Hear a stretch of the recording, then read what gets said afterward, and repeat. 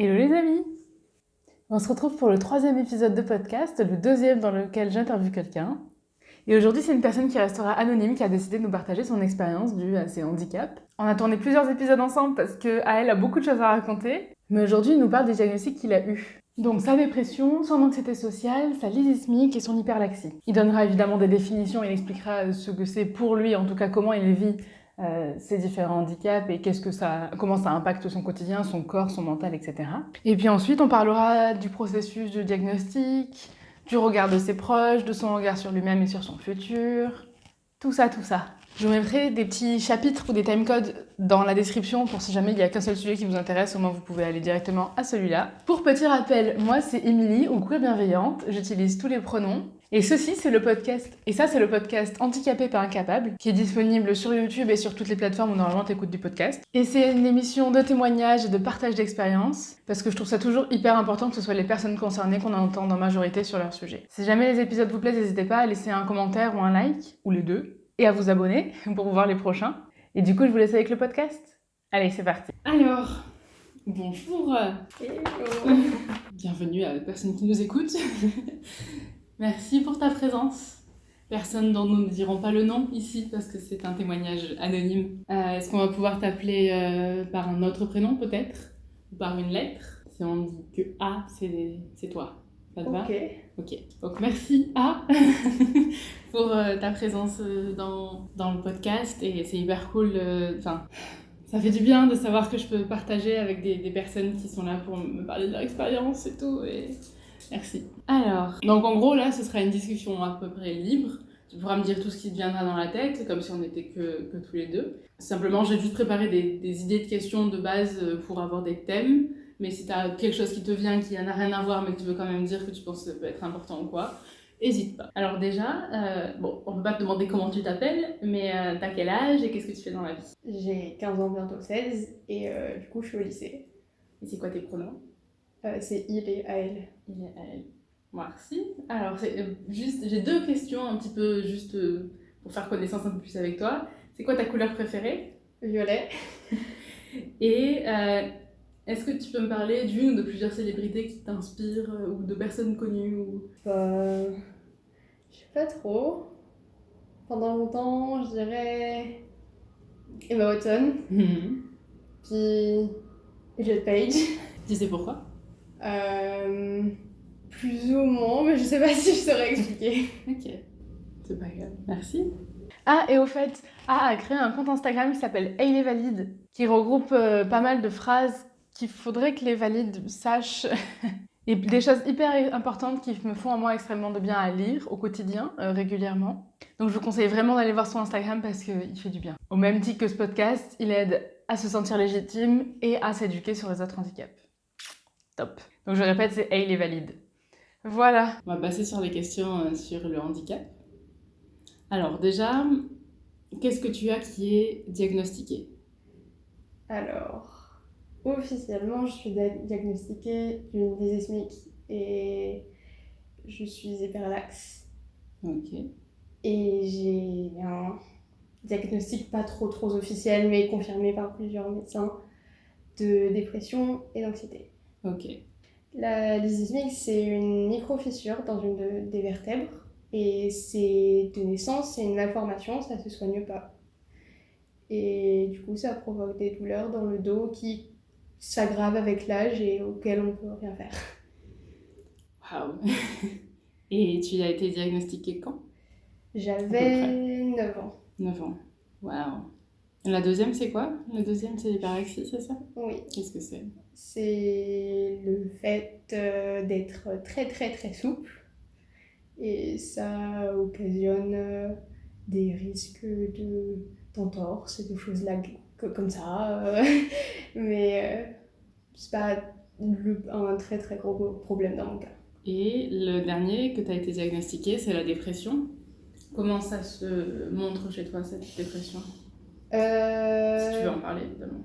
Ça dépend, c'est par phase. Il y a eu une longue phase où j'arrivais plus à rien ressentir du tout.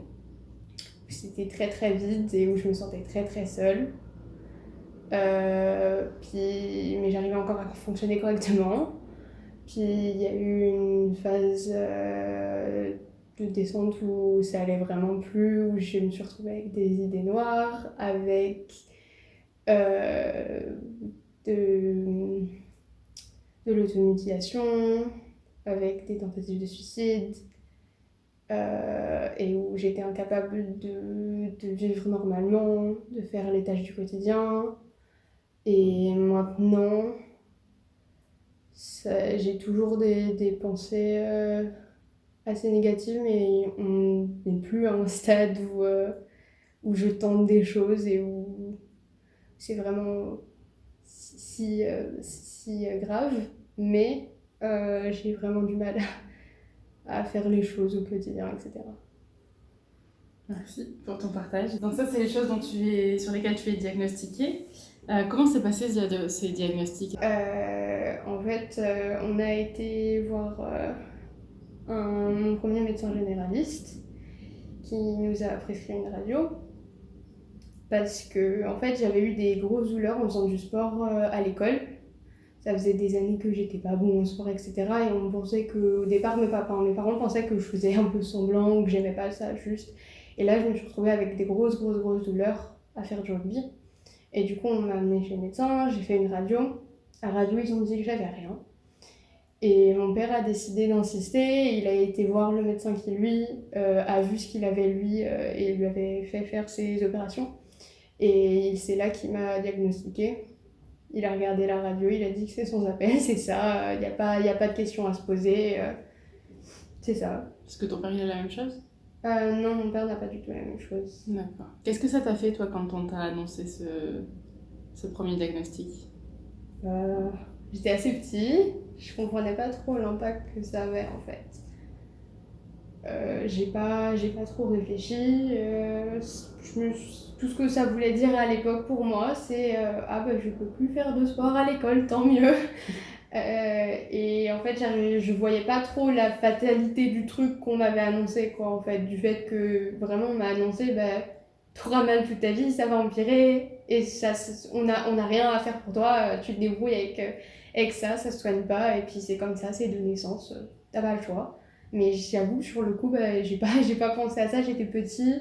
Mais après, c'est vrai que en prenant du recul, ça, c'était un peu plus difficile. Je me disais, bah merde, en fait, ça dure toute ma vie et j'ai pas le choix que de vivre avec la douleur, en fait. Et on peut rien y faire. Mm. Et ouais, c'est la fatalité du truc, elle est arrivée plus tard parce que j'étais un peu trop jeune pour comprendre au départ. Et comment tu l'as vécu quand t'as compris vraiment l'impact? J'ai pas très bien vécu le truc, hein, mais je sais pas, en soi, j'ai pas. En fait, j'étais résignée, c'était comme, ah bah d'accord, bah c'est comme ça. Ouais, De je toute comprends. façon, j'ai pas le choix donc. Et comment ça impacte ta vie de tous les jours? Euh, Bah, j'ai des douleurs constamment. J'ai assez mal au dos, je peux pas faire certaines choses. Par exemple, j'évite de sauter, de courir, j'évite de faire du sport. Enfin, voilà, je vis avec, mais c'est surtout la douleur qui est à peu près constante. Et le regard des proches, le regard des gens à l'école, le regard des profs et tout, est-ce qu'il a changé, t'as l'impression, ou comment il est aujourd'hui? Est-ce que tu penses qu'il est impacté par ce diagnostic? Je pense pas, honnêtement. La plupart des gens sont pas au courant de ce diagnostic-là. Ils savent vite fait que j'ai des problèmes de santé, mais ils sont pas au courant du diagnostic en particulier et ils s'en fichent un peu. Euh, c'est surtout ce qui touche ma santé mentale qui affecte le regard des gens. Ouais, je comprends. Ouais, on y reviendra. On va faire peut-être un par un, Oui. parce que sinon on va se perdre un peu. Est-ce que tu t'es fait accompagner? Est-ce que tu as eu des livres, des ressources, des gens qui te parlaient de ce que tu as? Non, du tout. Non. J'avoue que j'ai jamais cherché non plus sur ce diagnostic-là. C'est vrai que j'ai jamais eu aucune source autre. On n'en a jamais reparlé en fait. Vraiment, on m'a donné le diagnostic et on m'a fait tu gères ça. Et on m'a laissé avec en fait, vraiment. On m'a pas donné de traitement spécifique, on m'a pas donné de choses à faire. On m'a juste dit, tu fais pas de sport. Et puis, débrouille-toi. Et donc, non, j'ai pas de ressources. J'ai jamais trouvé de gens qui en parlaient non plus spécialement. Après, j'ai pas cherché non plus, mais c'est vrai que j'en ai jamais vu Oui. nulle part. Et t'aurais aimé pouvoir trouver des gens qui en parlent ou que les médecins, quand ils te donnent un diagnostic, ils t'aident plus, ils t'aiguillent? Oui. Ouais. Tu penses que ça aurait fait quoi? Bah, déjà, ça m'aurait aidé à comprendre peut-être un peu mieux. Et puis, peut-être alléger la douleur par moment. Si je savais ce qu'il fallait faire, peut-être que j'aurais un peu moins mal. Est-ce que tu as un mot pour les personnes valides qui nous écoutent? Il faut croire quand les gens autour de vous disent qu'ils ont mal, parce que s'ils le disent, c'est que c'est vrai. Et en particulier les enfants, c'est pas, faut pas tout remettre sur le fait que ce soit des enfants. Parce que moi, on a vachement remis mes douleurs sur oui, mais tu grandis, t'es petit et tout, t'es un gamin, c'est juste comme ça, c'est normal. Si un enfant se plaint vraiment d'une douleur, il faut l'écouter en fait. C'est qu'il y a quelque chose. Il y a pas juste de oui, c'est un enfant. Ils ressentent la douleur comme les grands. C'est des enfants certes, mais s'ils arrivent en plus à vous l'exprimer, c'est qu'il y a quelque chose en fait. Et il faut chercher. Ouais. C'est ce qui revient, j'ai l'impression, le plus souvent. À chaque fois que je demande, enfin j'ai demandé qu'une seule fois, mais même moi quand je fais mes recherches et tout, ce qui revient le plus c'est croyez-nous, arrêtez de penser à notre place. Alors ensuite on peut revenir du coup sur comment? Hyperlaxie. L'hyperlaxie. Pareil, t'as été diagnostiqué quand? En même temps. En même temps. C'était même le même rendez-vous, le même soir. C'était vraiment en même temps. Et ça tu l'as vécu pareil, sans trop de... Bon, en fait, je voyais pas spécialement l'impact. Et vraiment, c'était juste, oh, je suis souple, je peux faire des choses drôles avec mon corps. Waouh! J'ai jamais fait très attention à ce diagnostic-là jusqu'à récemment. Et donc, vraiment, c'était juste, oh, je peux mettre mon pied au-dessus de ma tête, c'est marrant. Et récemment il s'est passé quoi alors? J'ai beaucoup de douleurs autres que celles qui seraient liées avec ma lysismique du coup. J'ai des douleurs dans les jambes, j'ai des douleurs un peu partout, mais surtout dans les jambes, qui des fois m'empêchent de marcher, m'empêchent de tenir debout. Et donc en fait dans la recherche de la cause de ces douleurs, je me suis retrouvée à faire des recherches sur le SED. Et l'hypermobilité, l'hyperlaxie est liée au SED. C'est pas toujours le cas, mais c'est lié et donc ça m'a mis sur cette liste-là. Et c'est quoi le SED? C'est le syndrome des nerfs dans l'os et c'est quelque chose qui affecte beaucoup de choses dans le corps parce que c'est un dysfonctionnement dans la production de collagène. Ok. Et le collagène, c'est ce qui colle toutes les cellules du corps entre elles. Et donc, si la colle du corps, elle colle pas bien les cellules entre elles, bah, ça marche moins bien, fatalement. Ouais, je comprends. Et ça, du coup, tu viens à peine de faire les recherches, t'es pas diagnostiqué. Exactement. Mais pour l'instant, ça colle et donc je continue de faire des recherches et j'essaye de trouver un moyen d'avoir un diagnostic ou voir si c'est autre chose ou quelque chose qui ressemble, je sais pas encore. Et dans quoi tu te reconnais dans le SED? Dans beaucoup des symptômes, sur les douleurs chroniques notamment, les problèmes dus à la proprioception. C'est quoi la proprioception? C'est le sens qui permet de comprendre où se situe son corps dans l'espace et donc où se situent les différentes parties de son corps dans l'espace aussi. Et c'est quelque chose qui, chez moi, ne fonctionne pas très bien. Et il y a beaucoup de symptômes musculaires, aussi dans les articulations, etc. Et sans la liste devant moi, j'ai du mal à savoir quoi exactement, mais il y a beaucoup des symptômes dans lesquels je me reconnais. Et est-ce que... Bon, du coup, là, c'est pas un diagnostic, tu te mets pas un diagnostic, mais ça ressemble au self-diagnostic, comme on dit. Qu'est-ce que t'en penses, toi, et est-ce que tu penses que c'est une bonne idée ou pas, en général? Moi, je pense que c'est une bonne idée. Oui, à partir du moment où la personne a fait des recherches. En fait, le truc, c'est que il y a beaucoup de gens qui sont contre, mais qui comprennent pas que le diagnostic est un privilège.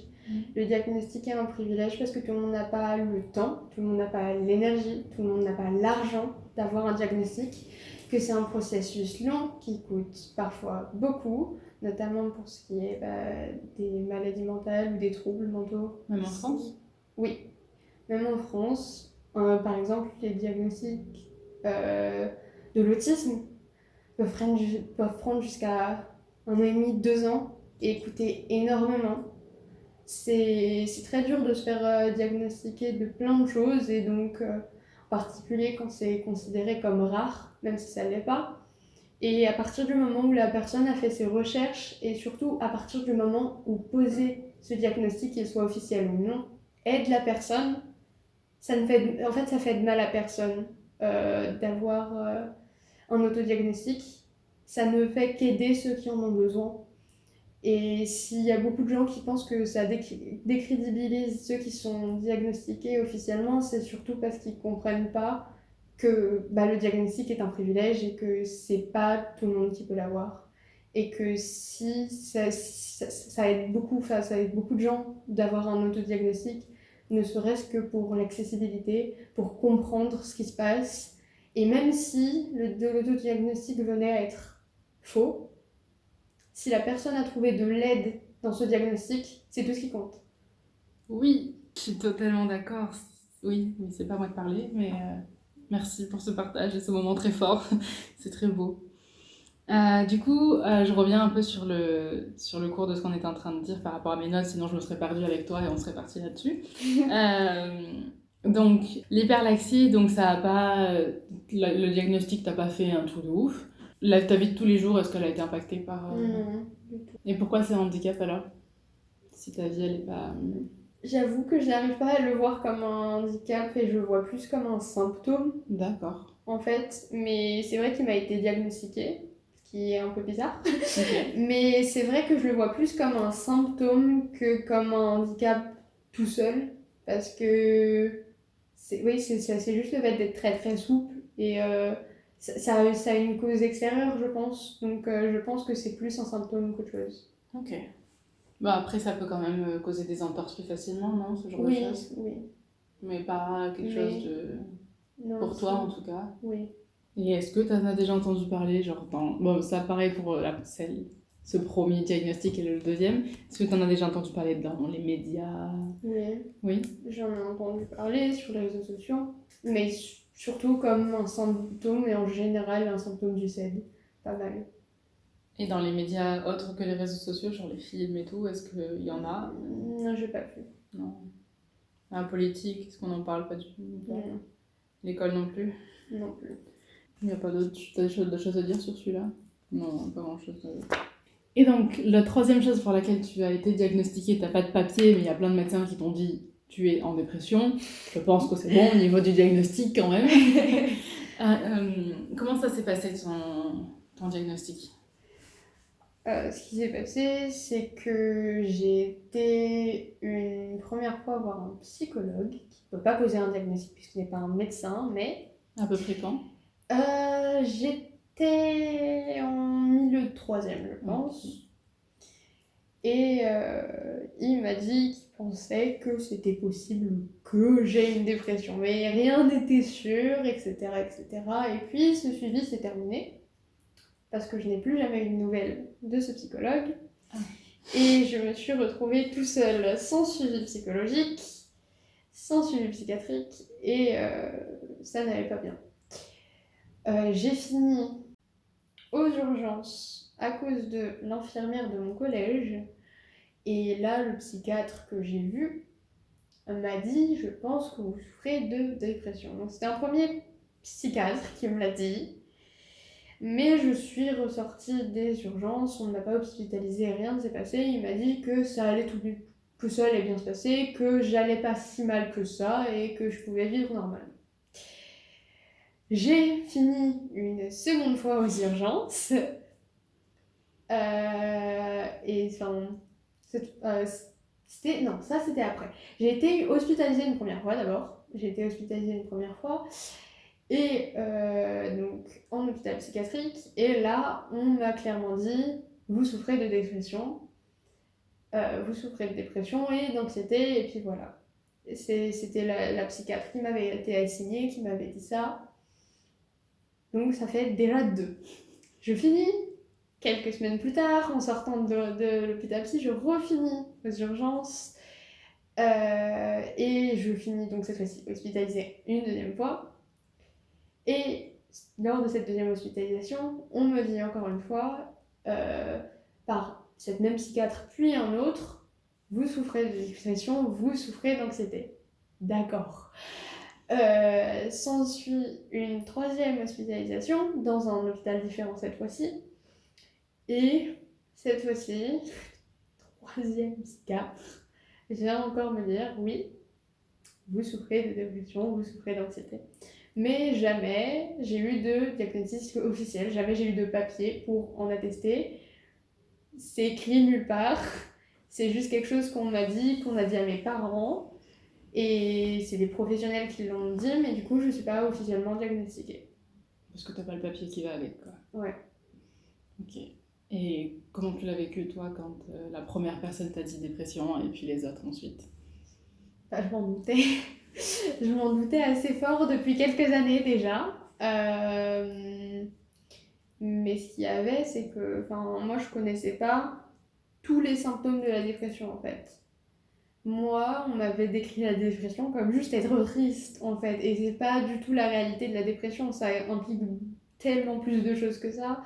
Les symptômes sont variés selon la gravité, selon les symptômes en soi, selon la personne. C'est pas, ça affecte pas tout le monde pareil. Il y a plein de symptômes. Il y a certaines personnes, c'est pas de la tristesse, c'est un vide. Il y a certains, c'est de la tristesse, mais très très fort.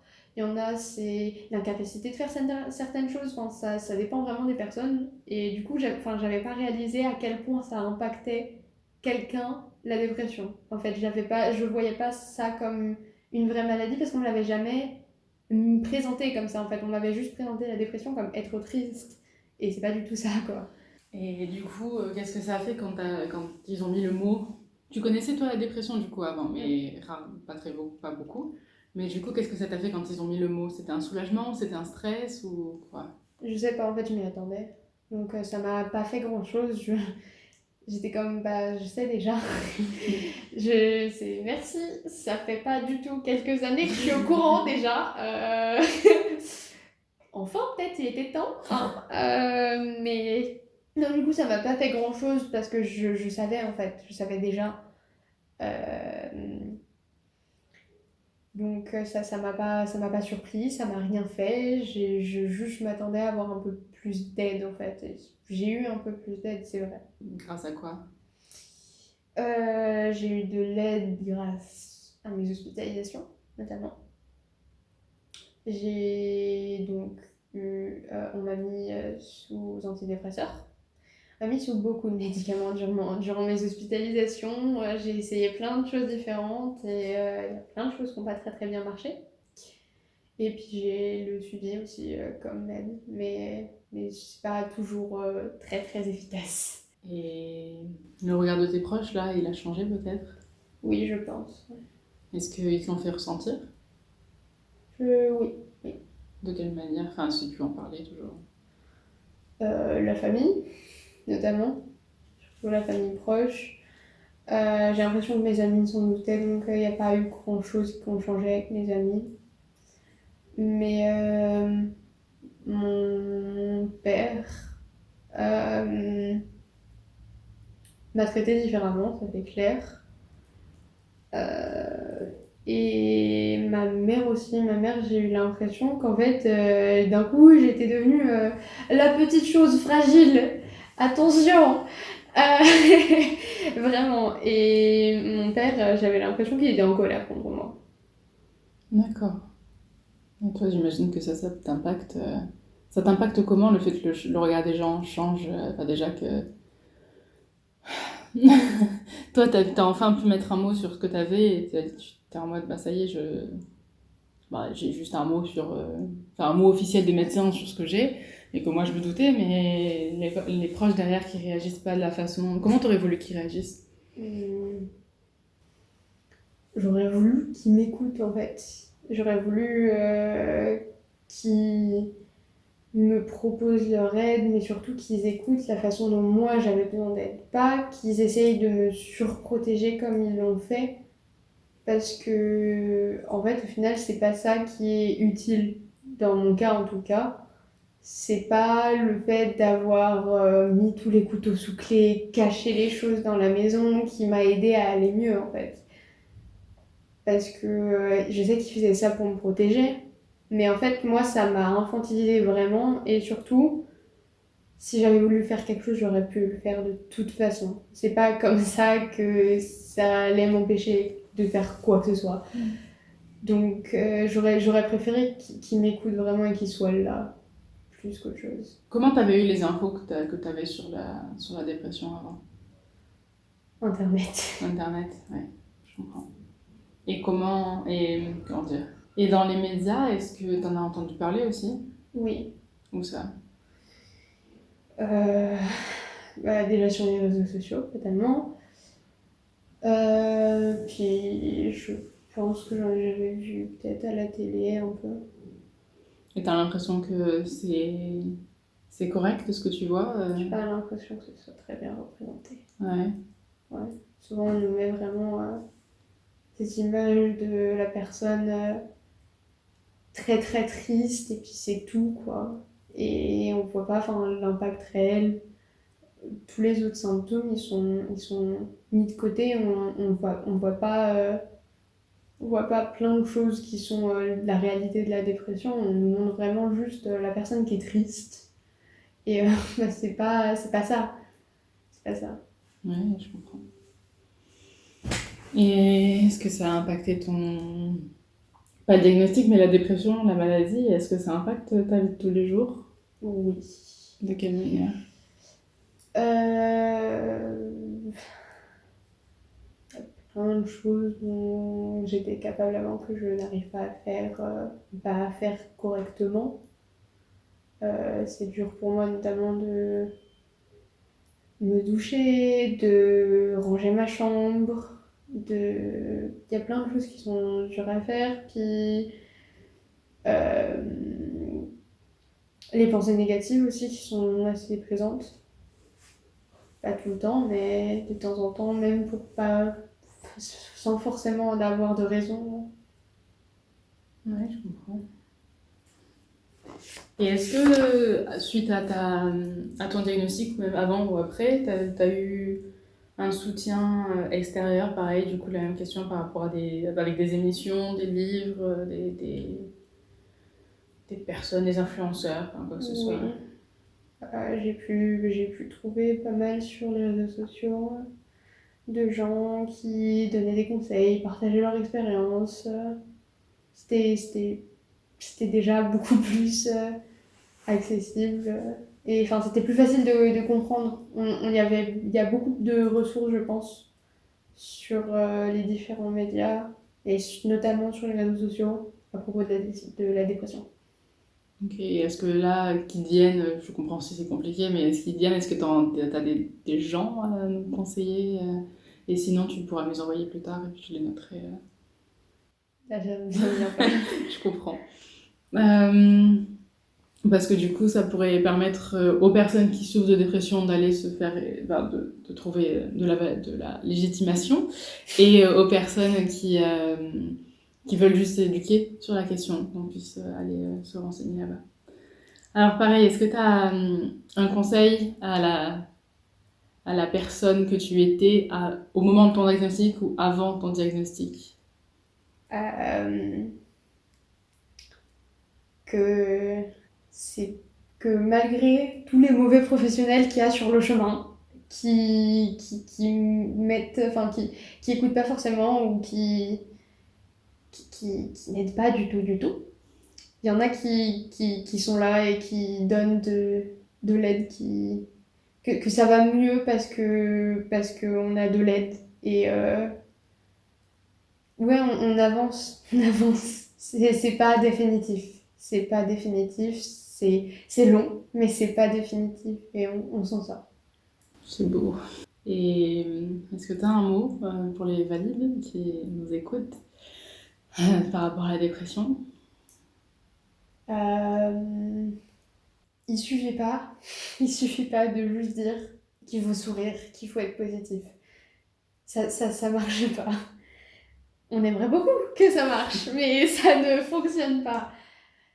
La dépression, c'est une vraie maladie, c'est pas quelque chose qu'on contrôle, c'est pas juste être négatif. Et notre cerveau dit des choses et on peut pas le contrôler. Et même si on essaye d'être positif, ça marche pas toujours et on peut pas. Et c'est pas juste en nous disant que tout va bien, que ça va aller. Il faut comprendre que c'est dur et que des fois, il vaut mieux être là qu'essayer de donner des conseils quand on ne sait pas. Waouh. Je pense qu'on va s'arrêter là bientôt pour... on va faire une pause. Et puis on reviendra ensuite sur toutes les autres choses dont tu n'es pas diagnostiquée, qu'on en parle d'une façon différente. Est-ce que avant ça, tu as des petites phrases par exemple, des préjugés sur les choses sur lesquelles tu as été diagnostiquée ou des choses à ne pas dire aux personnes handicapées de handicap que tu as ou ce genre de choses? Ouais, on dit pas aux personnes, on dit pas aux personnes en dépression, souris, ça ira mieux. Voilà, déjà, Déjà. c'est clair. On dit pas aux personnes anxieuses que ça sert à rien de stresser parce qu'on ne contrôle pas. On ne dit pas aux personnes qui ont de la dépression que mais si tu en es capable, si la personne dit qu'elle est pas capable de quelque chose, elle n'en est pas capable. Ça marche pour tous les handicaps, pas que la dépression. Même si ça paraît ridicule, même si c'est juste prendre une douche, ça peut être très dur et vous êtes pas dans la tête des gens. Pardon, j'ai mis ma petite graine, mais... Mais je suis d'accord. Mais non, je vois pas trop autre chose. C'est pas mal déjà, hein? Ouais. Et bien, merci beaucoup pour ce premier épisode sur tes handicaps et puis on se retrouve ensuite pour les prochains. À plus. Bon, bah du coup, on arrive à la fin de cet épisode-là. Si c'est pas le cas encore, n'hésitez pas à liker, commenter et à vous abonner. Parce qu'au niveau du référencement, c'est quand même un plus, hein. Et que moi aussi, ça me fait du bien de savoir que le travail que je fais, ben, il est récompensé et que ça vous plaît ou d'avoir les retours que vous avez. Et puis ça m'aide aussi à montrer que bah, c'est une série qui est utile. Et si jamais je veux contacter des investisseurs ensuite pour m'aider à financer le projet, la saison 2 par exemple, au hasard dit comme ça, bah, ça pourra leur permettre de voir qu'il y a des gens derrière et que c'est un projet hyper utile. N'hésitez pas aussi à partager si vous pensez qu'il y a des personnes autour de vous qui pourraient être intéressées. Et retrouvez-moi sur tous les réseaux sociaux à peu près. Hein. Moi, c'est Queer Bienveillance. J'ai Instagram, Facebook, Twitter, Reddit, TikTok. Évidemment, je viens de là. Normalement, vous le savez, ça, j'ai plus de 100 000 abonnés là-bas. Donc, normalement, voilà. YouTube et Spotify. Et vous pouvez aussi retrouver ce podcast sur toutes les autres plateformes de podcast. Voilà, j'espère que ça vous a plu. N'oubliez pas de prendre soin de vous, de boire de l'eau, de prendre vos médicaments. Et puis à la prochaine. De bisous.